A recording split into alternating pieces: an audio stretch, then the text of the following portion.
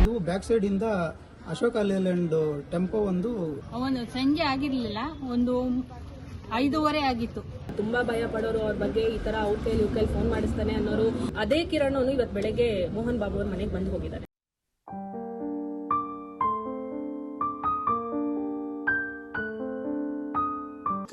ಬಳಿ 2 ದಿನಗಳಿಂದ ಗೋಪಾಲ್ ಅನ್ನೋ ವ್ಯಕ್ತಿ ಸರ್ ದಯವಿಟ್ಟು ಈ ಕೇಸನ್ನ ಸಿಐಡಿ ತನಿಖೆಗೆ ಕೊಡಿ ಅಂತ ನಾನು ರಿಕ್ವೆಸ್ಟ್ ಮಾಡ್ತೇನೆ ಸರ್.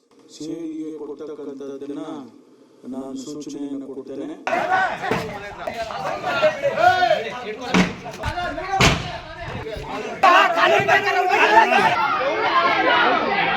ಫಿಫ್ಟೀನ್ 20 ಮಿನಿಟ್ಸಲ್ಲಿ ಬಂದು ಇಲ್ಲಿ ಕಂಪ್ಲೇಂಟ್ ಕೊಡೋಕ್ಕೆ ಬಂದರೆ 4 ಅವರ್ಸ್ ತೊಗೊಂಡಿದ್ದಾರೆ ಸರ್ ಕಂಪ್ಲೇಂಟ್ ಬಾಬು ಮೇಲೆ, ಮೋಹನ್ ಬಾಬು ಅಂತೇಳಿ.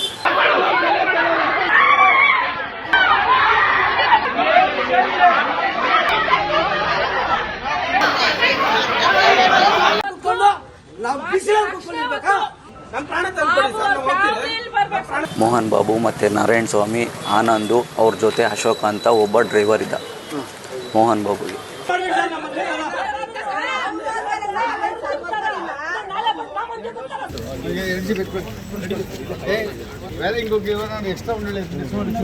ಹತ್ತು ವರ್ಷದಿಂದ ಕಾಟ ಕೊಡ್ತಾನೆ ಇದ್ದಾರೆ. ಅವು ಮಾತುಕತೆ ಎಲ್ಲ ಆದ್ಮೇಲೆ ಇವರು ಹಂಗಂತ ಹೇಳ್ಕೊಂಡಿದ್ದು, ನನಗ್ ತೋರ್ಸಿರ ನೀನೇ ಮಾಡ್ಕೊಂತ ಇದೀಯ ಅಂತ.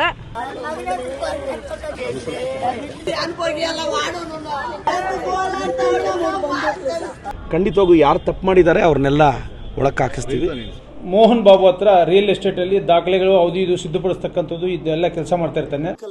ಬಳಿ 2 ದಿನಗಳಿಂದ ಗೋಪಾಲ್ ಅನ್ನೋ ವ್ಯಕ್ತಿ ಹತ್ಯೆಗೊಳಗಾಗ್ತಾರೆ. ನಾನು ಮಾನ್ಯ ಗೃಹ ಸಚಿವರಿಗೆ ಸರ್ ದಯವಿಟ್ಟು ಈ ಕೇಸನ್ನ ಸಿಐಡಿ ತನಿಖೆಗೆ ಕೊಡಿ ಅಂತ ನಾನು ರಿಕ್ವೆಸ್ಟ್ ಮಾಡ್ತೇನೆ ಸರ್. ಸಿಐಡಿಗೆ ಕೊಡ್ತಕ್ಕಂಥದ್ದನ್ನ ನಾನು ಸೂಚನೆಯನ್ನು ಕೊಡ್ತೇನೆ. ಅದಕ್ಕೆ ತನಿಖೆ ಸಿಐಡಿಯಿಂದ ಮಾಡಿಸ್ತೇವೆ. ರಾಜ್ಯದಲ್ಲಿ ಅತಿ ಹೆಚ್ಚು ರಾಗಿಯನ್ನ ಬೆಳೀತಿದ್ದಂತ ರಾಗಿ ಕಣಜ ಎನಿಸಿಕೊಂಡಿದ್ದಂತ ಆನೇಕಲ್ ತಾಲೂಕು ಇಡೀ ರಾಜ್ಯಕ್ಕೆ ಇದೊಂದು ಅತಿ ಹೆಚ್ಚು ರಾಗಿಯನ್ನ ಬೆಳೀತಿದ್ದಂತ ತಾಲೂಕು ಎನ್ನುವಂತ ಖ್ಯಾತಿಯನ್ನ ಗಳಿಸಿತ್ತು. ಆದ್ರೆ ಕೈಗಾರಿಕಾ ಪ್ರದೇಶಗಳು ಆನೇಕಲ್ ಸುತ್ತಮುತ್ತಲು ಬಂದ ನಂತರ ಬಡಾವಣೆಗಳು ಹಾಗೆಯೇ ಅಪಾರ್ಟ್ಮೆಂಟ್ಗಳು ಲೇಔಟ್ಗಳು ನಿರ್ಮಾಣವಾದವು. ಈ ಒಂದು ದಿಸೆಯಲ್ಲಿ ಹೆಚ್ಚು ಆಧುನಿಕತೆಗೆ ನಗರೀಕರಣೆಗೆ ಜನ ಮಾರು ಹೋದ್ರು, ರಾಗಿ ಕಣಜ ಹೋಗಿ ಇವತ್ತು ಕಾಂಕ್ರೀಟ್ ಕಾಡಾಗಿದೆ. ಇದರ ನಡುವೆ ಎಲ್ಲೆಡೆ ಕೂಡ ಹಣ ಓಡಾಡ್ತಾ ಇದೆ. ಮತ್ತಷ್ಟು ಹಣ ಮಾಡೋದಕ್ಕೆ ಅಂತೇಳಿ ಅಡ್ಡದಾರಿಗಳನ್ನ ಹಿಡಿತಾ ಇದ್ದಾರೆ. ಆನೇಕಲ್ ತಾಲೂಕು ಕೊಲೆಗಡಕರ ತಾಲೂಕು ಆಗ್ತಾ ಇದೆ. ಹಾಡು ಹಗಲೇ ವ್ಯಕ್ತಿಗಳನ್ನ ಅಪಹರಿಸ್ತಾರೆ, ಅಂದ್ರೆ ಕಿಡ್ನಾಪ್ ಮಾಡ್ತಾರೆ, ನಂತರ ತಮಿಳುನಾಡಿನಲ್ಲಿ ಮರ್ಡರ್ ಮಾಡಿ ಎಸಿತಾರೆ. ಅಂತಹ ಪ್ರಕರಣಗಳು ಇತ್ತೀಚಿನ ದಿನಗಳಲ್ಲಿ ಆನೇಕಲ್ ತಾಲೂಕಿನಾದ್ಯಂತ ಹೆಚ್ಚಾಗ್ತಾ ಇದೆ. ಇದೇ ಮಾರ್ಚ್ 8ರಂದು ಅಂತಾರಾಷ್ಟ್ರೀಯ ಮಹಿಳಾ ದಿನಾಚರಣೆ ಅಂದು ಸಂಜೆ 5:30ಕ್ಕೆ ಆನೇಕಲ್ ಪಟ್ಟಣಕ್ಕೆ ಹೊಂದಿಕೊಂಡಿರುವಂತ ಆಲ್ದೇನಹಳ್ಳಿ ಸಮೀಪ ಕಾರೊಂದು ಬರುತ್ತೆ. ಅದಕ್ಕೆ ಟಾಟಾ ಏಸ್ ಗೂಡ್ಸ್ ಆಟೋ ಒಂದು ಡಿಕ್ಕಿ ಹೊಡೆಯುತ್ತೆ. ಕಾರ್ನಲ್ಲಿದ್ದಂತ 2 ವ್ಯಕ್ತಿಗಳು ಇಳಿತಾ ಇದ್ದಂತೆ ಮುಖಕ್ಕೆ ಸ್ಪ್ರೇ ಮಾಡ್ತಾರೆ. ಅದ್ರಲ್ಲಿ ಓರ್ವ ತಪ್ಪಿಸ್ಕೊಂಡು ಓಡೋಗ್ತಾನೆ, ಮತ್ತೋರ್ವ ಸಿಗಾಕೊಳ್ತಾನೆ. ಅವನನ್ನ ಮತ್ತೊಂದೇ ಕಾರ್ನಲ್ಲಿ ಎತ್ತಾಕೊಂಡಂತಹ ದುರುಳರು ಅತ್ಯಂತ ಬರ್ಬರವಾಗಿ ಆತನನ್ನ ಮರ್ಡರ್ ಮಾಡಿ ಆತನನ್ನ ತಮಿಳುನಾಡಿನಲ್ಲಿ ಎಸಿತಾರೆ. ಇದು ಕಾಡ್ಗಿಚ್ಚಿನಂತೆ ತಾಲೂಕಿನಾದ್ಯಂತ ಸುದ್ದಿ ಹಬ್ಬುತ್ತೆ. ಆ ನಂತರ ಈ ಒಂದು ಕಿಡ್ನಾಪ್ಗೆ ಒಳಗಾಗಿದ್ದ ವ್ಯಕ್ತಿಯೇ ಗೋಪಾಲ್.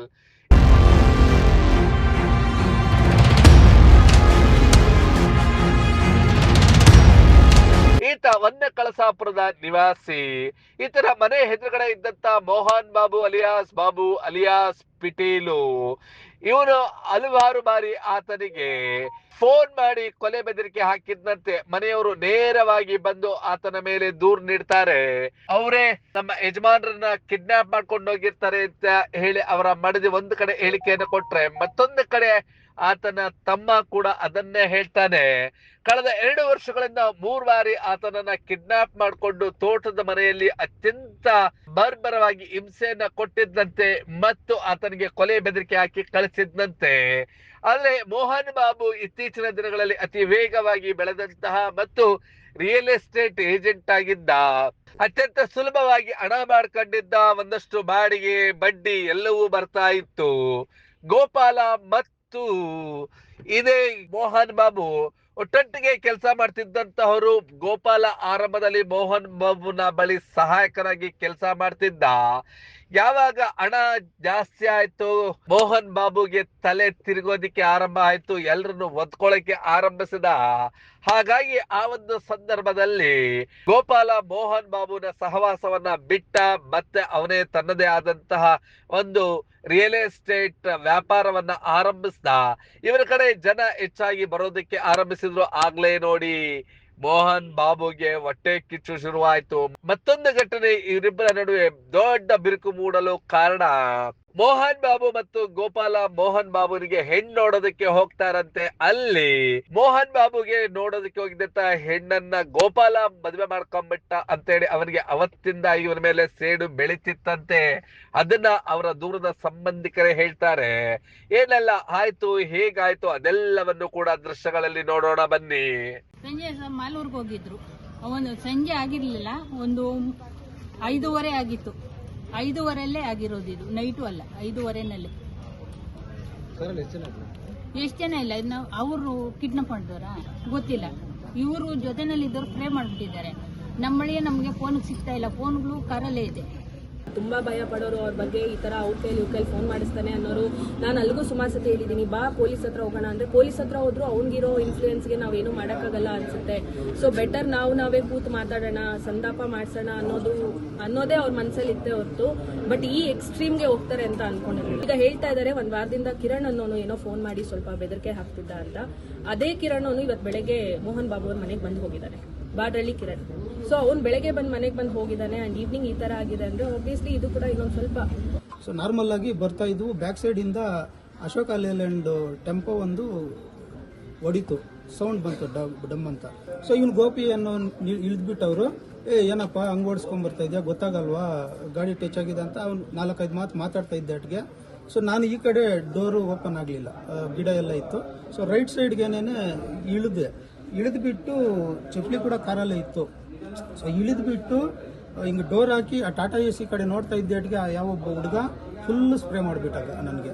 ಅವನ ಮುಖನೂ ನನಗೆ ಇವಾಗ ನೋಡಕ್ ಸಿಗ್ಲಿ. ಹೀಗೆ ಇಲ್ಲಿ ಅನಾಥವಾಗಿ ಬಿದ್ದಿರುವಂತಹ ಹೆಣ ಗೋಪಾಲನದು ಹಿಂಗೆ ಪೋಸ್ ಕೊಡ್ತಾ ಇರುವಂತದ್ದು. ಮತ್ತು ಠಾಣೆಯ ಬಳಿ ಬಂದಂತ ಇದೇ ವ್ಯಕ್ತಿಯ ನೋಡಿ, ಮೋಹನ್ ಬಾಬು ಅಲಿಯಾಸ್ ಪಿಟೀಲು. ಇವರೇ ಅವನನ್ನ ಕಿಡ್ನಾಪ್ ಮಾಡಿಸಿ ಮರ್ಡರ್ ಮಾಡ್ದ ಅಂತೇಳಿ ಆತನ ಸಂಬಂಧಿಕರು, ಸಹೋದರರು ಪೊಲೀಸ್ ಠಾಣೆಯಲ್ಲಿ ದೂರು ನೀಡ್ತಾರೆ. ಆ ನಂತರ ಇವರನ್ನ ಠಾಣೆಗೆ ಕರೆಸು ವಿಚಾರಣೆಗೆ ಒಳಪಡಿಸಿದಾಗ, ಹೌದು ರೀ, ನನಗೆ ಗೋಪಾಲನ್ಗೆ ದ್ವೇಷ ಇತ್ತು, ಆದ್ರೆ ನಾನ್ ಕೊಲೆ ಮಾಡ್ಲಿಲ್ಲ ಅಂತ ಹೇಳಿ ಕಾಲ್ ಮೇಲ್ ಕಾಲ್ ಹಾಕೊಂಡು ಹೇಳಿದಂತೆ ಮೋಹನ್ ಬಾಬು 2-3 ಗಂಟೆಗಳಾದ್ರೂ ಕೂಡ ಬಾಯೇ ಬಿಡ್ಲಿಲ್ವಂತೆ. ನಂತರ ಜಿಗಣಿ ಪೊಲೀಸ್ ಠಾಣೆಗೆ ಎತ್ತಾಕೊಂಡು ಹೋಗಿದ್ದ ಪೊಲೀಸ್ನವರು ಅವರದೇ ಭಾಷೆಯಲ್ಲಿ ಟ್ರೀಟ್ಮೆಂಟ್ ಕೊಟ್ಟಾಗ ಆಗ ಬಾಯ್ ಬಿಟ್ನಂತೆ. ಪೊಲೀಸರ ಮೂಲಗಳ ಪ್ರಕಾರ 25 ಲಕ್ಷ ರೂಗಳಿಗೆ ಸುಪಾರಿ ಕೊಟ್ಟು ಗೋಪಾಲನನ್ನ ಕೊಲೆ ಮಾಡಿಸಿದ್ದಾನೆ ಅಂತ ಹೇಳಲಾಗ್ತಾ ಇದೆ. ಈ ಒಂದು ಪ್ರಕರಣಕ್ಕೆ ಸಂಬಂಧಿಸಿ ತಮಿಳುನಾಡಿನಲ್ಲಿ 5 ಆರೋಪಿಗಳನ್ನ ಪೊಲೀಸ್ನವರು ಬಂಧಿಸಿ ಕರ್ತಂದಿದ್ದಾರೆ. ಇವ್ರು ನೋಡಿ ಹ್ಯಾಗ್ ಬರ್ತಾ ಇದ್ದಾರೆ ನೋಡ್ರಿ, ಅಲ್ಲಲ್ಲ ಹೆಂಗ್ ಬರ್ತಿದ್ದಾರೆ ನೋಡ್ರಿ, ಯಾವ್ದೋ ಸ್ವಾತಂತ್ರ್ಯ ಹೋರಾಟದಲ್ಲಿ ಗೆದ್ದು ಬಂದವರಂತೆ ಪೋಸ್ ಕೊಟ್ಕೊಂಡು ಬರ್ತಾ ಇರುವಂತ ಈ ಚಿಲ್ಟಾರಿ ರೌಡಿಗಳು. ಇವರೆಲ್ಲರೂ ಕೂಡ ಒಂದಲ್ಲ ಒಂದು ಅಪರಾಧ ಪ್ರಕರಣಗಳಲ್ಲಿ ಭಾಗಿಯಾಗಿದ್ದವರಂತೆ. ಒಂದ್ಸಲ ಅವ್ರ ಮುಖಗಳು ನೋಡ್ರಿ.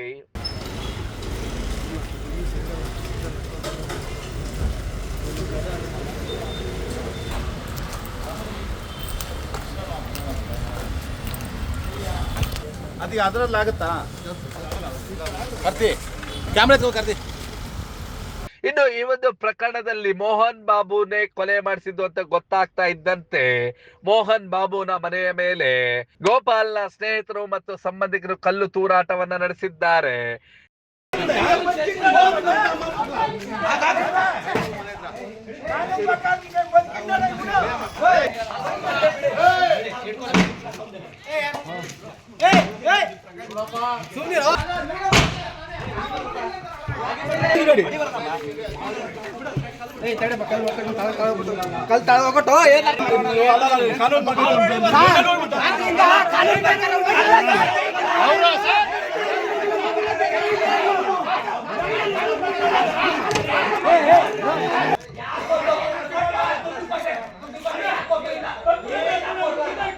ನಮಗೆ ಮೋಹನ್ ಬಾಬು ನನ್ನ ನಮಗೊಪ್ಪಿಸಿ ಅಂತೇಳಿ ಠಾಣೆ ಮುಂದೆ ಪ್ರತಿಭಟನೆಯನ್ನ ನಡೆಸಿದ್ರು, ಆಕ್ರೋಶವನ್ನ ವ್ಯಕ್ತಪಡಿಸಿದ್ರು. ನಾವು ಯಾವುದೇ ಕಾರಣಕ್ಕೂ ಗೋಪಾಲನ ಶವವನ್ನ ತೆಗೆದುಕೊಳ್ಳೋದಿಲ್ಲ ಅಂತೇಳಿ ಹಠಕ್ಕೆ ಬಿದ್ದು ಠಾಣೆ ಮುಂದೆ ಪ್ರತಿಭಟನೆ ನಡೆಸ್ತಾ ಇದ್ದಾಗ ಪೊಲೀಸ್ನವರಿಗೆ ಆಗ ಹೊಳೆದಿದ್ದು ಒಂದೇ ಹೆಸರು, ಕೇಂದ್ರ ಮಾಜಿ ಸಚಿವ ಎ ನಾರಾಯಣಸ್ವಾಮಿ ರವರನ್ನ ಸ್ಥಳಕ್ಕೆ ಕರೆಸಿ ಗೋಪಾಲ್ನ ಮನೆ ಕಡೆಯವರನ್ನ ಮನೆ ಹೊಲಿಸೋದ್ರಲ್ಲಿ ಯಶಸ್ವಿ ಆಗ್ತಾರೆ. ಅವರು ಶವ ತೆಗೆದುಕೊಳ್ಳೋದಕ್ಕೆ ಅತ್ತ ಹೋಗ್ತಾರೆ.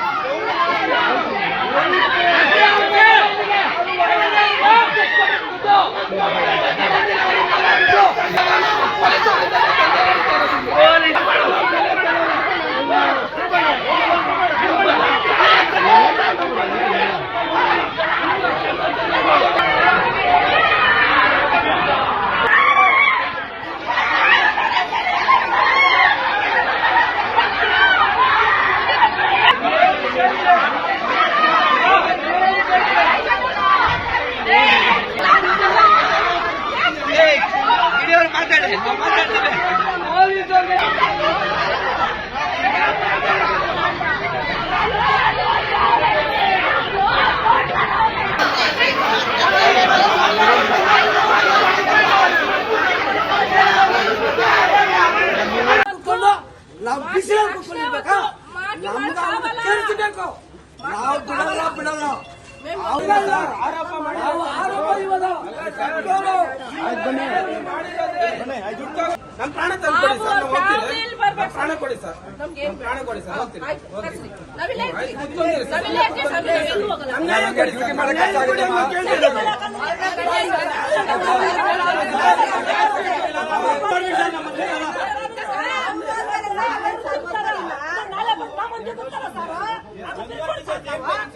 ಮೂರು ಗನ್ನು ಯಾಕಂದ್ರೆ ಅವ್ರ ಮನೆಗೆ ಹೋಗೋದು 50 ಲಕ್ಷ ತಗೊಂಡು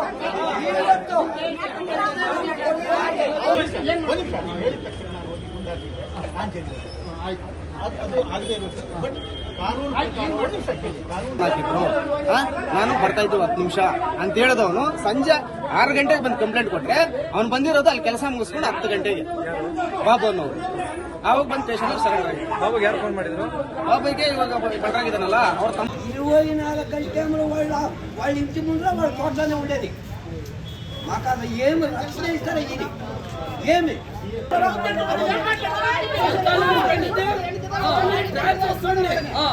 మాట్లాడినారు ఏమి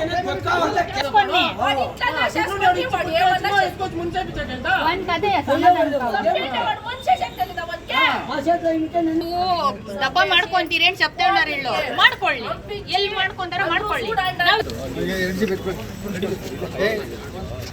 ಸಂದೀಪ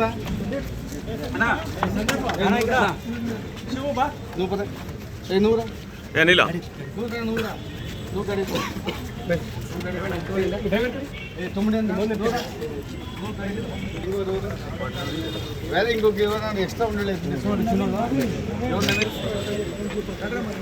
ಈ ಪ್ರಕರಣಕ್ಕೆ ಸಂಬಂಧಿಸಿ ಅವರ ಸಂಬಂಧಿಕರು ಮತ್ತು ಆತನ ಸ್ನೇಹಿತರು ಆಕ್ರೋಶವನ್ನು ವ್ಯಕ್ತಪಡಿಸಿದ್ದು ಹೀಗೆ.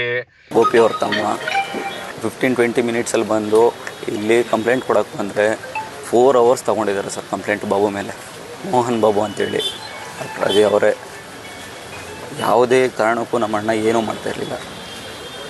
2 ಇಯರ್ಸ್ ಬೇಕು ಇದೇ ಥರ ಯುಗಾದಿ ಟೈಮಲ್ಲಿ ಕರ್ಕೊಂಡೋಗಿ ಅವ್ರ ಗೆಸ್ಟ್ ಹೌಸಲ್ಲಿ ನಮ್ಮ ಅಣ್ಣ ನೋಡಿದವ್ರೆ ಸರ್. ಯಾರು? ಮೋಹನ್ ಬಾಬು ಮತ್ತು ನಾರಾಯಣ ಸ್ವಾಮಿ, ಆನಂದು, ಅವ್ರ ಜೊತೆ ಅಶೋಕ ಅಂತ ಒಬ್ಬ ಡ್ರೈವರ್ ಇದ್ದ ಮೋಹನ್ ಬಾಬುಗೆ.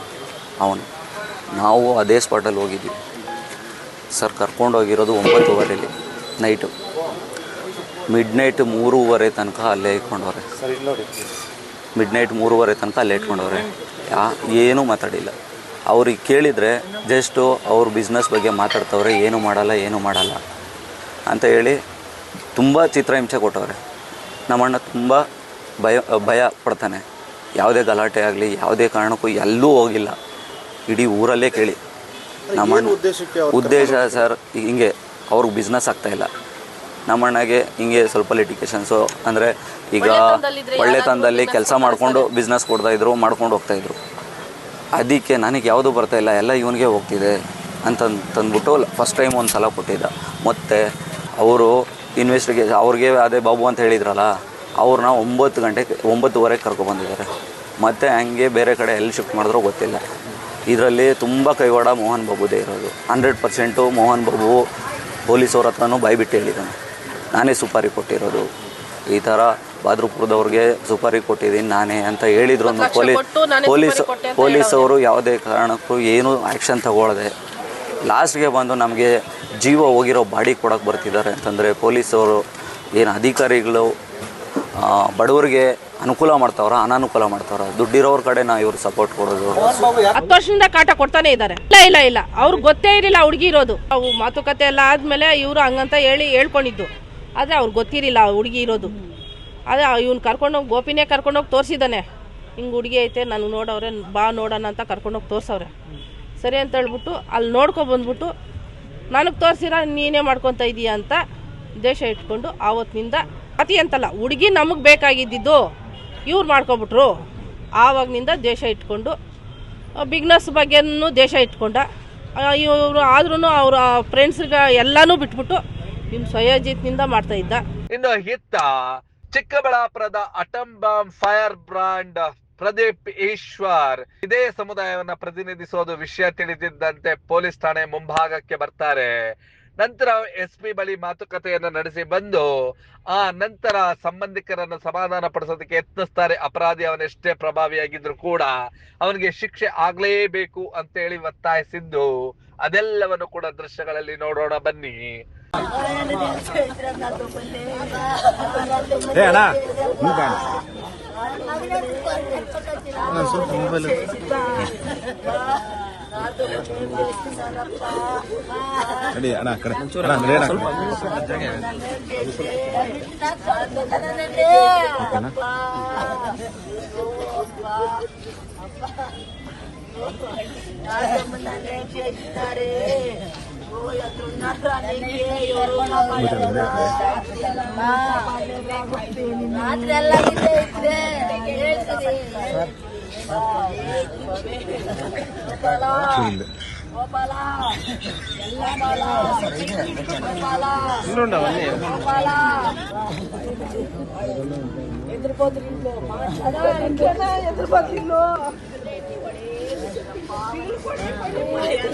అనుభవిస్తా ఉంటాడు, అది అనుభవి అలా వాడు మేము తింటాము, అదే తినాలా వాడు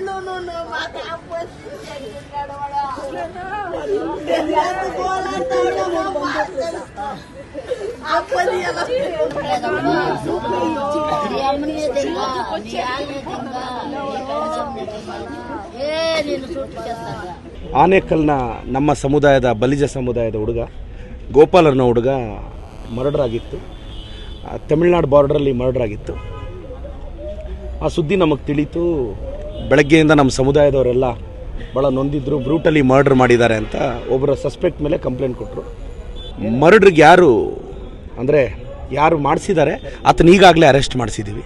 ಖಂಡಿತವಾಗೂ ಯಾರು ತಪ್ಪು ಮಾಡಿದ್ದಾರೆ ಅವ್ರನ್ನೆಲ್ಲ ಒಳಕ್ಕೆ ಹಾಕಿಸ್ತೀವಿ. ಸರ್, ಇದು ಅವರಿಬ್ಬರು ಸ್ನೇಹಿತರಾಗಿದ್ದರು, ಬಿಸ್ನೆಸ್ಸಲ್ಲಿದ್ದರು ಅಂತ ಕೇಳಿಬಂತು. ಬಟ್ ಇದೊಂದು 12 ವರ್ಷದಿಂದ ನಡೆದಿದೆ ಅಂತ. 12 ವರ್ಷದಿಂದ ನಡೆದಿದೆ. ಅವ್ರಿಗೆ ಯಾವಾಗಲೂ ಥ್ರೆಟ್ ಕಾಲ್ಸ್ ಎಲ್ಲ ಗೋಪಾಲ್ ಅವ್ರಿಗೆ ಬಂದಿದೆ ಅವರಿಂದ. ಆದರೆ ಅವ್ರ ಕುಟುಂಬದವ್ರು ಯಾರ ಹತ್ರನೂ ಹೇಳ್ಕೊಂಡಿಲ್ಲ. ಅವ್ರಿಗೆ ಥ್ರೆಟ್ ಕಾಲ್ಸ್ ಬಂದಿದೆ, ನಿನ್ನನ್ನು ಮುಗಿಸ್ತೀವಿ ಅಂತ ಹಿಂಗೆಲ್ಲ ಮಾತಾಡಿದ್ದಾರೆ. ಆದರೆ ಇವರೇನು ಅಂದ್ಕೊಂಡಿದ್ದಾರೆ ಅದನ್ನೆಲ್ಲೂ ಯಾರ ಹತ್ರನೂ ಹೇಳ್ಕೊಂಡಿಲ್ಲ. ಇವತ್ತು ಸಡನ್ನಾಗಿ ನಿನ್ನೆ ಸಂಜೆ ಅಲ್ಲಿ ಹೋಗುವಾಗ ಈ ಥರ ಒಂದು ಸಮಸ್ಯೆ ಆಗಿದೆ.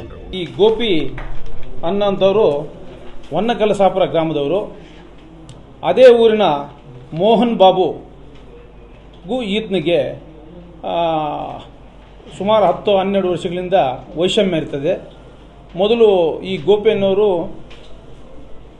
ಮೋಹನ್ ಬಾಬು ಹತ್ರ ರಿಯಲ್ ಎಸ್ಟೇಟಲ್ಲಿ ದಾಖಲೆಗಳು ಇದು ಸಿದ್ಧಪಡಿಸ್ತಕ್ಕಂಥದ್ದು ಇದೆಲ್ಲ ಕೆಲಸ ಮಾಡ್ತಾ ಇರ್ತಾನೆ. ನಂತರ ಈತನೇ ಇಂಡಿಪೆಂಡೆಂಟ್ ಆಗಿ ಕೆಲಸ ಮಾಡಿದಾಗ ಆತ ಕೆಲಸನೂ ಸಹ ಈತನೇ ಮಾಡ್ತಾ ಇದ್ದಾನೆ ಅಂತ ವೈಷಮ್ಯ ಇರ್ತದೆ. ಈ ಮಾಹಿತಿ ಮೇರೆಗೆ ನಾವು ಕೂಡಲೇ ಮೋಹನ್ ಬಾಬುನ್ನ ಕರ್ಕೊಂಡು ಬಂದು ಮತ್ತೆ ತೀವ್ರ ವಿಚಾರಣೆ ಮಾಡಿದಾಗ ಈ ಪ್ರಕರಣದಲ್ಲಿ ಆತನ ಪಾತ್ರ ನಮಗೆ ಕಂಡು ಬಂತು. ಕೂಡಲೇ ನಮ್ಮ ವಶಕ್ಕೆ ತಗೊಂಡು ಕೂಲಂಕುಷವಾಗಿ ತನಿಖೆ ಮಾಡಲಾಗಿ ಇದರ ಎಂಟೈರ್ ಸೂತ್ರಧಾರ ಈತನೇ ಆಗಿದ್ದು ಈತನ ಸೂಚನೆ ಮೇರೆಗೆ ಕೆಲವರು ಈ ಕೃತ್ಯದಲ್ಲಿ ಭಾಗಿಯಾಗಿರೋ ಬಗ್ಗೆ ಮಾಹಿತಿ ಬಂದ ಹಿನ್ನೆಲೆಯಲ್ಲಿ ನಾವು ಈ ಮೋಹನ್ ಬಾಬುವನ್ನು ವಶಕ್ಕೆ ತಗೊಂಡ ಅಂತ ಮೋಹನ್ ಬಾಬುವನ್ನು ದಸ್ತಗಿರಿ ಸಹ ಮಾಡಿ ತನಿಖೆ ಮುಂದುವರಿತಾ ಇದೆ. ಮತ್ತು ಯಾರು ತಪ್ಪಿಸ್ಕೊಂಡು ಹೋಗಿದ್ದಾರೋ ಅವ್ರನ್ನ ಪತ್ತೆ ಮಾಡಲಿಕ್ಕೆ 2 ತಂಡಗಳನ್ನ ಪ್ರತ್ಯೇಕವಾಗಿ ರಚನೆ ಮಾಡಿ ಅವರು CDR ಅನಾಲಿಸಿಸ್ ಮೇರೆಗೆ ಅವರು ಯಾವ ದಿಕ್ಕಿನಲ್ಲಿ ಹೋಗ್ತಾ ಇದ್ದಾರೆ ಹಂಗೆ ಹೋಗ್ತಾ ಇದ್ದಾರೆ. ಈಗ ಮೊಬೈಲ್ ಸ್ವಿಚ್ ಆಫ್ ಮಾಡಿರ್ತಾರೆ. ಇನ್ನು ಈ ಒಂದು ಪ್ರಕರಣ ಸದನದಲ್ಲಿ ಯಾವಾಗ ಚರ್ಚೆ ಆಯ್ತು, ರಾಜ್ಯ ಗೃಹ ಸಚಿವರಾದಂತಹ ಪರಮೇಶ್ವರ್ ಅವರು ಈಗ ಈ ಒಂದು ಪ್ರಕರಣವನ್ನ CID ತನಿಖೆಗೆ ಒಪ್ಪಿಸಿದ್ದಾರೆ. ಬಳಿ 2 ದಿನಗಳ ಹಿಂದೆ ಗೋಪಾಲ್ ಅನ್ನೋ ವ್ಯಕ್ತಿ ಹತ್ಯೆಗೊಳಗಾಗ್ತಾರೆ. ತಮಿಳುನಾಡು ಬಾರ್ಡರ್ ಅಲ್ಲಿ ಆತನ್ನ ಹತ್ಯೆ ಮಾಡ್ತಾರೆ. ನಂತರ ಅವ್ರ ಕುಟುಂಬದವ್ರು ಕಳೆದ 2 ದಿನಗಳಿಂದ ಆನೇಕಲ್ನ ಪೊಲೀಸ್ ಸ್ಟೇಷನ್ ಬಳಿ ಒಂದು ಸ್ಟ್ರೈಕ್ ಕೂತಿರ್ತಾರೆ. ನಿನ್ನೆ ಹೋಗಿ ಅವ್ರನ್ನ ಆ ಗೋಪಾಲನ್ನು ಕುಟುಂಬದವ್ರನ್ನ ಮಾತನಾಡಿ ಇವತ್ತು ಆ ಕುಟುಂಬಕ್ಕೆ ನ್ಯಾಯ ಸಿಗಬೇಕು ಅಂತ ನಾನು ಮಾನ್ಯ ಗೃಹ ಸಚಿವರಿಗೆ CID ತನಿಖೆಗೆ ದಯವಿಟ್ಟು ಈ ಗೋಪಾಲ್ ಹತ್ಯೆನ CID ತನಿಖೆ ಕೊಟ್ಟು, ಈಗಾಗಲೇ ಒಬ್ಬರನ್ನ ಅರೆಸ್ಟ್ ಮಾಡಿದ್ದಾರೆ, ಇನ್ನೂ 1-2 ಶಂಕಿತರಿದ್ದಾರೆ, ಅವ್ರನ್ನ ಆದಷ್ಟು ಬೇಗ ಅರೆಸ್ಟ್ ಮಾಡಬೇಕು ಅಂತ ನಾನು ಮಾನ್ಯ ಗೃಹ ಸಚಿವರಿಗೆ ಸರ್ ದಯವಿಟ್ಟು ಈ ಕೇಸನ್ನು CID ತನಿಖೆ ಕೊಡಿ ಅಂತ ನಾನು ರಿಕ್ವೆಸ್ಟ್ ಮಾಡ್ತೇನೆ ಸರ್. ಒಬ್ಬರನ್ನ ಅರೆಸ್ಟ್ ಮಾಡಿ ಇನ್ನೂ ಮಿಕ್ಕವರನ್ನ ಹುಡುಕ್ತಾ ಇದ್ದಾರೆ. ಈ ಸಂದರ್ಭದಲ್ಲಿ ನಮಗೆ ಇನಿಷಿಯಲ್ ಆಗಿ ಏನು ಸಿಕ್ಕಿರ್ತಕ್ಕಂಥ ಮಾಹಿತಿ, ಇದರ ಆಧಾರದ ಮೇಲೆ ಈ ಕೇಸ್ನ CIDಗೆ ಕೊಡ್ತಕ್ಕಂಥದ್ದನ್ನು ನಾನು ಸೂಚನೆಯನ್ನು ಕೊಡ್ತೇನೆ. ಅದಕ್ಕೆ ತನಿಖೆ CIDಯಿಂದ ಮಾಡಿಸ್ತೇವೆ. ಧನ್ಯವಾದಗಳು ಸರ್. ಧನ್ಯವಾದಗಳು ಸಭಾಧ್ಯಕ್ಷರೇ. ಈಗ CIDಯ SP ಹರ್ಷಪ್ರಿಯಾರವರು ಆನೇಕಲ್ ಠಾಣೆಗೆ ಬಂದು ಈ ಎಲ್ಲ ಪ್ರಕರಣದ ದಾಖಲಾತಿಗಳನ್ನ ಮತ್ತು ಮಾಹಿತಿಗಳನ್ನ ಪಡ್ಕೊಂಡು ಈಗ ಈ ಒಂದು ಪ್ರಕರಣವನ್ನ CID ಅವರು ತನಿಖೆ ನಡೆಸ್ತಾ ಇದ್ದಾರೆ. ಮೋಹನ್ ಬಾಬು ಯಾಕೆ ಕೊಲೆ ಮಾಡಿಸ್ತಾ, ಇನ್ಯಾವುದಾದ್ರೂ ಕಾರಣ ಇದೆ ಅನ್ನುವಂತ ಹಲವು ಆಯಾಮಗಳಲ್ಲಿ ತನಿಖೆಯನ್ನ ನಡೆಸ್ತಾ ಇದ್ದಾರೆ. ಮೋಹನ್ ಬಾಬು ಇತ್ತೀಚಿನ ವರ್ಷಗಳಲ್ಲಿ ವಿಚಲಿತನಾಗಿದ್ದಂತೆ, ಅವ್ರಿಗೆ ಯಾವುದೇ ಬಿಸ್ನೆಸ್ ಬರ್ತಾ ಇರ್ಲಿಲ್ಲವಂತೆ. ಹಾಗಾಗಿ ಎಲ್ಲದಕ್ಕೂ ಗೋಪಾಲ್ನೇ ಕಾರಣ. ಗೋಪಾಲ್ನ ಮುಗಿಸ್ಬಿಟ್ರೆ ನನ್ನ ಬಿಸ್ನೆಸ್ ಎಂದಿನಂತೆ ನಡೆಯುತ್ತೆ. ಆ ನಂತರ ಮದುವೆ ವಿಚಾರದಲ್ಲೂ ಕೂಡ ಒಂದಷ್ಟು ವೈಮನಸ್ಸಿತ್ತಂತೆ. ಹಾಗೆಯೇ ಅವನ ಜನಪ್ರಿಯತೆ ಕಳಕಂಡಿದ್ದ ಅಂತ ಹೇಳಲಾಗ್ತಾ ಇದೆ. ಹೀಗೆ ಹಲವು ಆಯಾಮಗಳಲ್ಲಿ ಪೊಲೀಸ್ನವರು ತನಿಖೆಯನ್ನ ನಡೆಸ್ತಾ ಇದ್ದಾರೆ. ಇನ್ಯಾವುದಾದ್ರೂ ಪ್ರಬಲವಾದಂತ ಕಾರಣ ಇದೆಯಾ ಎನ್ನುವುದನ್ನ CID ಈಗ ಗಂಭೀರವಾಗಿ ಈ ಒಂದು ಪ್ರಕರಣವನ್ನ ತೆಗೆದುಕೊಂಡು ತನಿಖೆಯನ್ನ ಮುಂದುವರಿಸಿದೆ. ಈ ಒಂದು ಪ್ರಕರಣ ಖಂಡಿತವಾಗ್ಲೂ ಕೂಡ ಮುಂದಿನ ದಿನಗಳಲ್ಲಿ ತಿರುವು ಪಡ್ಕೊಳ್ಳುತ್ತೆ ಅಂತೇಳಿ ಹಲವರು ವ್ಯಾಖ್ಯಾನಿಸಿದ್ದಾರೆ. ಆ ರೀತಿ ಏನಾದ್ರೂ ತನಿಖೆ ತಿರುವು ಪಡ್ಕೊಂಡ್ರೆ ಈ ಒಂದು ಮಾಸ್ಟರ್ ಮೈಂಡ್ ಮೋಹನ್ ಬಾಬು ಜೊತೆಗೆ ಇನ್ಯಾರಿದ್ರು, ಯಾವ ಲಾಭಕ್ಕಾಗಿ ಗೋಪಾಲನನ್ನ ಕೊಲೆ ಮಾಡಿಸಿದ್ರು? ಕೇವಲ ಹಣ ಆಗಿದ್ರೆ ಮೋಹನ್ ಬಾಬುನ ಬಳಿ ಸಾಕಷ್ಟು ಹಣ ಇತ್ತು. ಕೇವಲ ಮೋಹನ್ ಬಾಬು ಹಣಕ್ಕಾಗಿ ಕೊಲೆ ಮಾಡಿಲ್ಲ, ಮತ್ಯಾವುದಕ್ಕಾಗಿಯೋ ಕೊಲೆ ಮಾಡಿದ್ದಾನೆ ಅಂತೇಳಿ ಗುಸು ಪಿಸು ಮಾತುಗಳು ಎಲ್ಲೆಡೆ ಕೂಡ ಕೇಳಿ ಬಂದಿದೆ. CIDಯ ತನಿಖೆಯ ನಂತರವಷ್ಟೇ ಈ ಒಂದು ಕೊಲೆಗೆ ನಿಖರವಾದಂತಹ ಕಾರಣ ತಿಳಿದು ಬರಲಿದೆ. ಒಂದು ಕಾಲದಲ್ಲಿ ರಾಗಿ ಕಣಜವಾಗಿದ್ದಂತ ಆನೇಕಲ್ ತಾಲೂಕು ಇವತ್ತು ಕೊಲೆಗೆ ನಿಖರ ತಾಲೂಕಾಗಿರುವುದು ವಿಷಾದನೀಯವೇ ಸರಿ. ಪೊಲೀಸ್ನವರು ಸರಿಯಾದಂತಹ ತನಿಖೆಯನ್ನ ಮಾಡಿ ಕನ್ವಿಕ್ಷನ್ ಜಾಸ್ತಿ ಮಾಡಿಸಿದ್ರೆ ಈ ಮರಿ ಪುಡಾರಿ ರೌಡಿಗಳು ಬಾಲ ಮುಚ್ಚಿಕೊಂಡಿರ್ತಾರೆ. ಇಲ್ಲ ಅಂದ್ರೆ ಮುಂದಿನ ದಿನಗಳಲ್ಲಿ ಇನ್ನಷ್ಟು ಕೊಲೆಗಳಾಗೋದ್ರಲ್ಲಿ 2 ಮಾತಿಲ್ಲ.